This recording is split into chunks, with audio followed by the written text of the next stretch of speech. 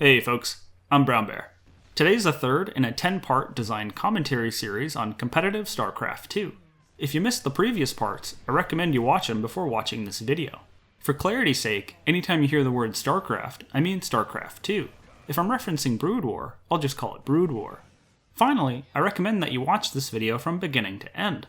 However, for the convenience of folks who prefer to jump around, I've provided timestamps to major talking points in the description below. Last time we went in-depth into gimmicks. That's a good segue into cheesing. Cheeses are often mislabeled as gimmicks that ought to be removed or toned down. I believe that this is an unfair characterization. Cheeses play an important role in the metagame. They facilitate player creativity by creating strategic depth in the mid-game. According to Wikipedia, cheese is a pejorative expression which refers to a strategy that is highly unconventional and designed to take one's opponent by surprise.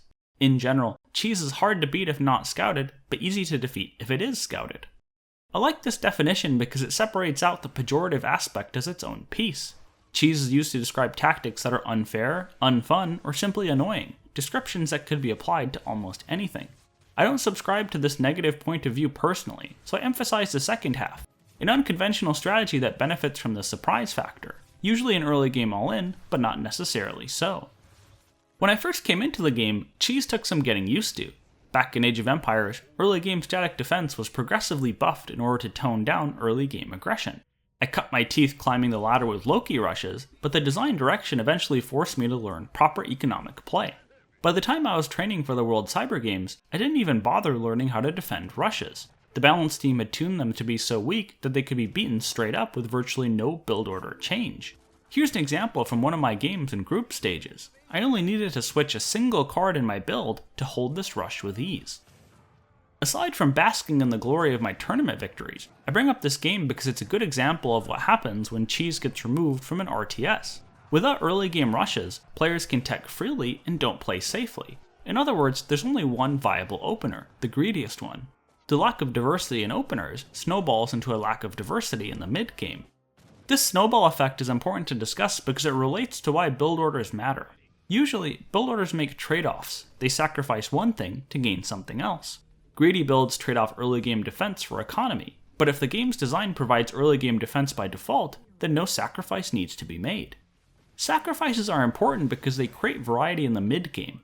To put this in concrete terms, the strength of a greedy build is a strong economy, whereas its weakness is little early game defense. You can exploit this with an early game attack, but you need to do so judiciously. If you underestimate how greedy they were playing, your attack won't do as much damage as it needed to, and you'll fall behind economically. If you overestimate, your attack will get rebuffed, and you'll still be behind economically. This is compelling. It creates a need for strong game sense and scouting. It emphasizes mechanics because players are never sure exactly how much damage they need to do, so they might as well maximize it. And it produces deep and complex interactions because each player is somewhere on a spectrum of trade-offs that changes from game to game. Now let's contrast this with a metagame where cheeses aren't possible. Every player opens as greedy as possible. There are no interesting trade-offs in the early to mid game. Rather, players are just racing to maximize the theoretical potential of their own race in order to hit the most powerful timing possible. Given enough time on the competitive ladder, players will figure out what the most powerful timings are for each race, and they'll coalesce around the strongest ones that hit the earliest. This removes a lot of the variety and depth from the mid game. Players are optimizing only a very small handful of builds and unit compositions. It's worth noting that there are counterbalancing factors that we've only mentioned briefly, the most important being the ability for players to win games on mechanics rather than strategy. Nonetheless, the point is the same. Removing the threat of a cheese allows players to play as greedy as possible with no downside, meaning they always default to that opener. This lack of strategic diversity in the early game snowballs into less diversity in the mid and late games. The game in front of you happened in this exact environment. After a few months of optimization, people realized that the Dutch could hit a powerful timing with Reuters and cannons. There were unit compositions in the game that could beat this, but none of them came out fast enough. The Dutch would just take map control, force you to turtle, and tech to the meta late game composition. In other words, the safety afforded by strong early game defense backfired from a design perspective. It got rid of annoying rushes, but it also pruned out a lot of the interesting strategy from the mid game. It's worth noting that some folks have even applied this logic to Legacy. Its changes to the early game, especially the initial worker counts, weakened a lot of early game aggression and enabled much greedier openers. There's a wonderful article on Team Liquid entitled A Eulogy for the Six Pool that discusses this in depth. If you're interested, I've put a link in the description below. A key point in this discussion is that variety in the mid-game is a direct result of variety in openers. The overall metagame benefits when players are faced with a spectrum of trade-offs rather than obvious right or wrong answers. When cheese works well, it encourages players to choose from a handful of safe openers rather than defaulting to the greediest one possible. These safe openers begin to diverge as the macro player scouts and gains information, incrementally adjusting their build toward or away from economy.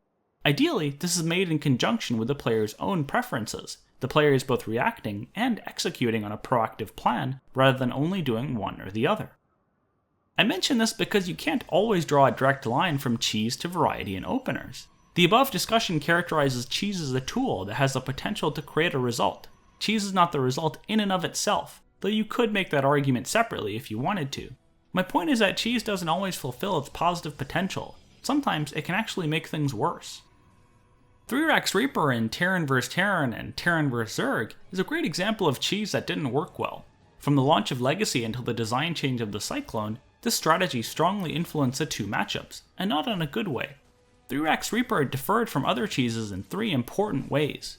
1. It hit extremely early, especially if it was proxied. 2. It was difficult to cost-efficiently scout because the first barracks could reasonably be built in a player's base. 3. It actually got stronger as the game progressed due to the snowball effect of Reaper grenades.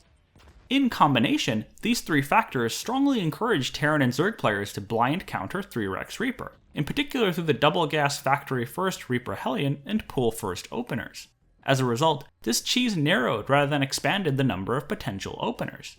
It's a good thing that it was doubly nerfed, but I don't blame Blizzard for waiting so long to fix it. Like I mentioned earlier, Legacy's economy changes removed a lot of early game aggression. I'd wager the designers were afraid of toning down cheeses too much and enabling players to always play greedy. So far we've discussed cheeses, but we haven't talked about the surprise factor. Many early game rushes are more effective when they're unexpected, meaning this is a good opportunity to discuss imperfect information and the role it plays in the strategic metagame. To do this, I think we should first discuss game sense, a player's perception of the game's current state, given a lack of perfect information. Let's build this from the ground up. We'll assume a fresh player coming into the game with no prior knowledge. We'll call him brownbear. After installing StarCraft, he decides to play the ladder.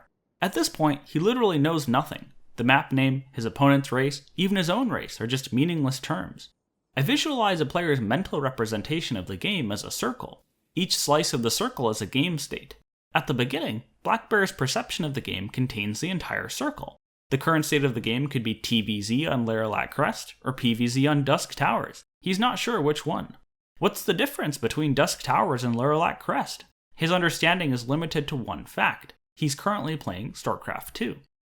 Over time, his game understanding grows. He discovers that he's playing Terran, one of three distinct races. He learns that before the map loads, the game tells him what his opponent's race is. His circle now contains three slices: TVT, TVZ, and TVP. He understands that playing against a Protoss player is mutually exclusive with playing against a Zerg player. It's one or the other. His current slice is now 1/3 of the circle rather than its entirety. As brownbear continues to ladder, his slices become progressively thinner. At first he notices that some of his opponents expand quickly, some of them slowly, some of them not at all. These are different situations, different slices, that call for different responses. Because StarCraft is so strategically complex, the skill ceiling on game sense is essentially unreachable. Every single game brownbear plays, he learns a little something about the game. His slices get a little smaller. Professional players take this to its logical extreme. Their slices are extremely thin, and they understand the subtle differences in response from slice to slice. Not only do they scout a Terran to see if he went gas first, they see how much gas has been mined. Not only do they see an opponent's army, they check how big it is compared to how big it should be, and draw conclusions about their economic decisions. Not only do they scout what tech buildings an opponent has, they try to guess whether one is missing or has been proxied. The more a player understands the game, the less it becomes an imperfect information game. With scouting and strong game sense, players can eliminate the vast majority of possible game states. Like depth, imperfect information is best viewed with respect to player execution. It will have more or less of an effect depending on who's playing. The surprise factor in any given strategy can only be one component of its success, simply because good opponents will partially or even completely see it coming. Critics might counter that you can always do something surprising and unexpected, but this omits the importance of optimality. Even if you quote-unquote do something crazy, it's only relevant if your opponent needed to have responded to it, but didn't because of the surprise factor. In other words, if you do something crazy and your opponent can still beat it by doing what they were doing anyway, all you did was kneecap yourself by following a non-optimal build. Surprise strategies that do require a response tend to be quickly found and ironed out the more a game matures and develops. Occasionally they do emerge as one-trick ponies in tournaments. The blind proxy Zealot Rush in Brood War, or Euthermal's TVP Ghost Rush come to mind. While imperfect information's role tends to diminish as a game matures, the degree to which this happens depends on the game's design, in particular its approach to optimality. The harder it is to play a game perfectly, the more viable different strategies will be. In other words, the more able you are to win on skill alone, even if you pursue a non-optimal strategy, the more important imperfect information will be. StarCraft achieves this through its mechanical design. Players can win games through strong mechanics alone, even if they pursue strategies outside of the meta. A popular marketing tactic among Grandmaster streamers is to ladder from Bronze to Masters using highly unconventional strategies. My personal favorite was HTO Mario's run to Masters using Mass Vikings. I don't know if there's a VOD, but if there is, I recommend giving it a watch. The commentary was wonderful, and his Terran play top-notch. Conversely, taking imperfect information for granted as a design feature can be a killing blow to a game's competitive scene. Age of Titans is a great example. Its auto-queue mechanic lowered the macro management skill ceiling to the point that many top players were essentially playing the game perfectly. This simplified the metagame so tremendously that there was no doubt what anyone was doing at any given time. It ceased to be a strategy game and was a pure micro simulator. Personally, I enjoyed it because it was the first game I really played competitively, but it drove away a lot of the older players. So far, we've discussed gimmicks, cheeses, and imperfect information. Each discussion pointed to the importance of mechanics, like the interesting interactions that mechanical depth creates, or the way strong mechanical skill enables a spectrum of viable strategic options. I figure in this last section of the video, it's worth addressing the topic head-on. Mechanics play a vital role in competitive real-time strategy games, and it's important that we understand why. The first response to this argument, and it's noteworthy in and of itself that people respond before even considering the merits of mechanics, is that plenty of strategy games succeed without them. Chess is invariably raised as a good example. To start off, the key differentiator of the real-time strategy genre is right there in the name: real-time. Real-time strategy games provide the strategy of traditional turn-based games with the added factor of mechanical skill. It's fine to take issue with this personally, but it's not a legitimate way to criticize the genre. It's what the genre is. It's the equivalent of saying first-person shooters are flawed because they involve shooting or a first-person camera angle. But let's get back to chess. Chess is a great example because it actually proves how critical mechanics are to the depth of a strategy game. Think about how you get good at chess. It's not just a matter of thinking about the game, meeting with top players, reading about the grand strategies involved. You grind it. You play hour after hour, day after day, week after week. The reason a 10-year-old prodigy can crush you at the game is not because of some innate brilliance. It's because they grinded it, and will continue to do so long after their entrance to Grandmaster. Does that mean that chess is little more than a quote-unquote mental clickfest, to borrow a phrase from critics of RTS mechanics? Of course not. What makes chess such a fascinating game is that, similar to StarCraft, optimal traversal of its decision tree is not binary. You learn something new about the game every time you play it. There's such a thing as playing better or worse rather than just correctly or incorrectly. When you match players of similar skill, small differences in ability emerge as interesting points of contention. Not coincidentally, the same thing I said about the competitive ladder of real-time strategy games. Chess's mechanics are in the head. RTS's mechanics are in the hand. What happens when you remove mechanics from an RTS game? Well, the same thing that happens when you play Connect 4 instead of chess. The optimal decisions eventually get figured out, and the metagame devolves into one or a handful of super meta strategies. Ironically, since players can't use mechanics to make suboptimal decisions work, they have to follow the meta strategy. But because everyone is following the same meta strategy, the only differentiator between players is mechanics. Downplaying mechanics only makes mechanics more important in the end.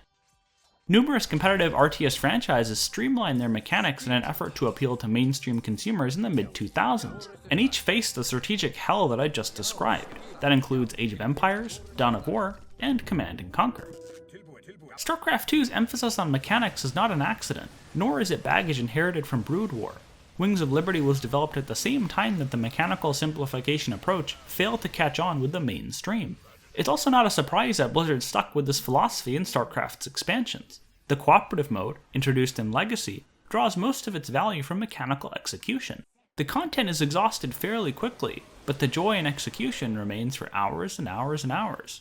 If you're interested in reading more, I wrote a long article explaining the merits of mechanics. You can find a link in the description below. Alrighty, I think that's a good place to cut episode 2. Thanks for watching! Next time, we'll be diving into the game's art style. If you enjoyed this video, I'd love it if you followed me here and on Twitter and Facebook to receive regular content updates. The relevant links are in the description below. Thanks again, and see you next time.